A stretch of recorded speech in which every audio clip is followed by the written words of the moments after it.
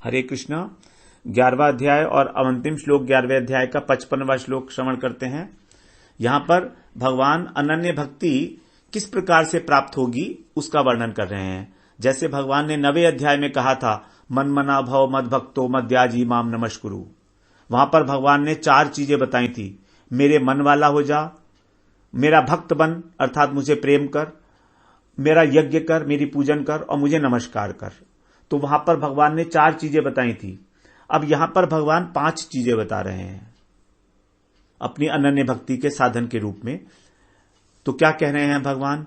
मत कर्म कृत मत परमो मद भक्त संग वर्जित निर्वैर सर्वभूतेषु यह स मामेति पांडव।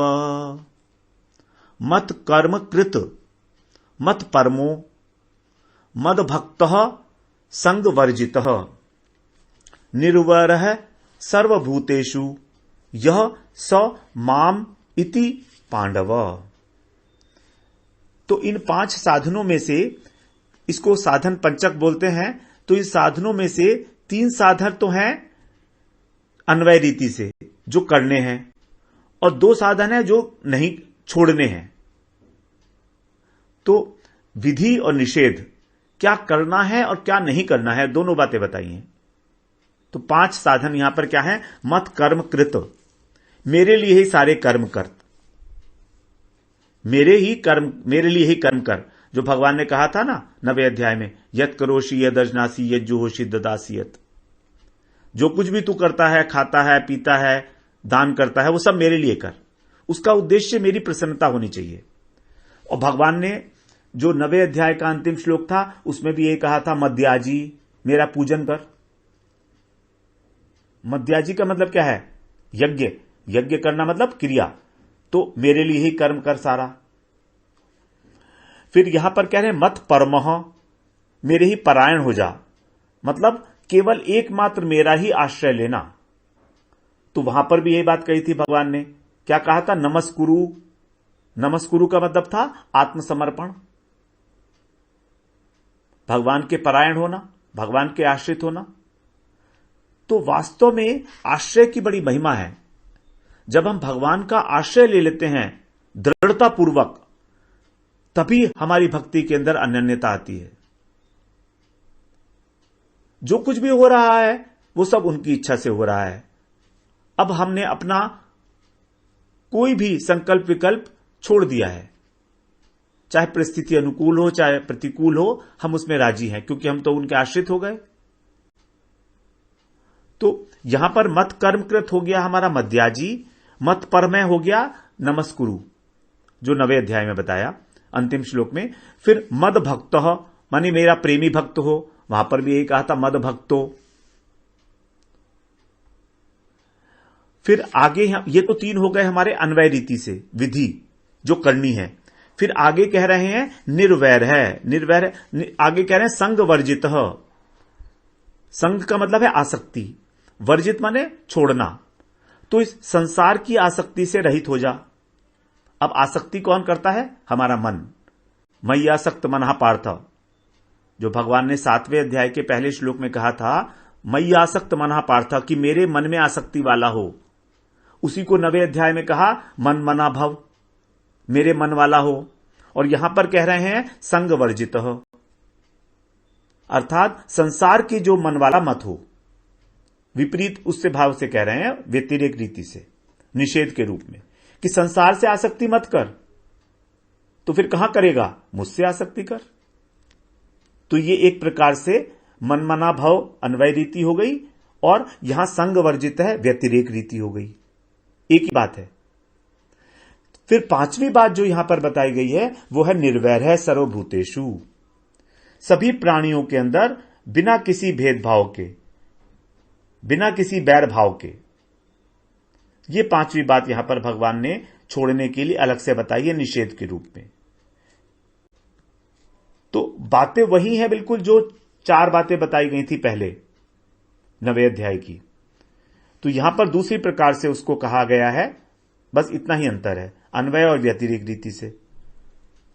सर्वभूतेषु, सारे प्राणियों के अंदर, अर्थात समदृष्टि वाला हो जा। क्योंकि समदृष्टि वाले ही भगवान को प्रिय हैं, वही वास्तव में साधु हैं, जो प्राणी मात्र के अंदर भगवत दर्शन करते हैं। वासुदेव सर्वमिति स महात्मा सुदुर्लभ, उसी को भगवान ने कहा था महात्मा। तो जो ऐसा 5 साधन करता है, यह स माम इति पांडव, वो मुझे प्राप्त होता है। हे पांडव, हे अर्जुन, वो मुझे प्राप्त होता है। माम एति, मुझे ही प्राप्त हो। एति, इति नहीं है ये, एति, एति माने प्राप्त होना। माम एति है, इति नहीं है। इति तो इस प्रकार होता है, तो यहां पर माम एति पांडव, यह स मामेति पांडव। तो भगवान ने अंतिम श्लोक में यह भी बता दिया हमको कि भगवान की प्राप्ति कैसे होगी। उसमें से 3 साधन अन्वय रीति के द्वारा और 2 साधन व्यतिरेक रीति के द्वारा जब हम करेंगे तब भगवान की प्राप्ति होगी। और यही बात भगवान ने 4थे अध्याय में कही थी 10वें श्लोक में। त्यक्त्वा देहम पुनर्जन्म न एति मामेति सो अर्जुन। यहां पर कह रहे हैं मामेति पांडव, और वहां कह रहे हैं मामेति सो अर्जुन। सो माने वह अर्जुन मुझे प्राप्त होता है। जन्म कर्म च में दिव्यम एवं यो वेत्ति तत्वतः, जो मेरे जन्म और कर्म के रहस्य को तत्व से जानता है। और तत्व से कौन जानता है? केवल भक्त, अनन्य भक्ति ही भगवान को तत्व से जानता है। तो इस प्रकार भगवान ने जो 4थे अध्याय के 9वें श्लोक से बात आरंभ की थी, वो यहां पर आकर कहा मामेति पांडव। बिल्कुल वही पद, मामेति सो अर्जुन, वहां पर ये कह रहे हैं सौ मामेति पांडव, एक ही बात है। तो भगवान का हमसे बार बार आग्रह यही है कहने का कि भगवत कृपा के द्वारा ही भगवान को जाना जा सकता है और भगवान की प्राप्ति हो सकती है। और भगवत कृपा होती है अनन्य भक्ति के द्वारा, और कोई उपाय नहीं है। क्योंकि ज्ञान के द्वारा भी भगवान कभी आगे यह नहीं कहेंगे कि मेरे दर्शन हो जाएंगे। दर्शन होने की जो बात कही है भगवान ने इससे पहले वाले श्लोक में, या तुम दृष्टुम च तत्वेन प्रवेष्टुम च परंतप, तो दर्शन होना और प्रवेश होना लीलाओं में, ये दोनों बातें इंपॉर्टेंट हैं, जो केवल एक भक्त के द्वारा ही संभव है। ज्ञानी जो है वो भगवान को जान तो सकता है तत्व के द्वारा, लेकिन भगवत साक्षात्कार उसको होगा, किस रूप में होगा, कैसे होगा, ये तो भगवान ने कहीं बताया नहीं है। पूरी भगवत गीता में नहीं बताया साक्षात्कार के विषय में।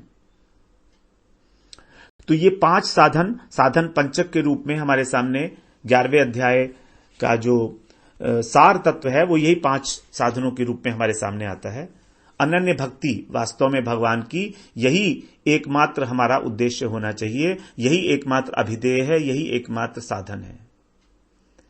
अब 12वें अध्याय में हम लोग इसके बाद प्रवेश करेंगे, जो इसका नाम है भक्ति योग। उसमें तो केवल भक्तों की महिमा बताई गई है, भक्ति की महिमा, भक्तों की महिमा ही उसके अंदर बताई गई है। 20 श्लोक हैं उसके अंदर, और आज हमने ये 55वें श्लोक 11वें अध्याय में श्रवण किया। हम लोग 11वें अध्याय को आज प्रणाम करते हैं और फिर हम कल से 12वें अध्याय में प्रवेश करेंगे। हरे कृष्ण।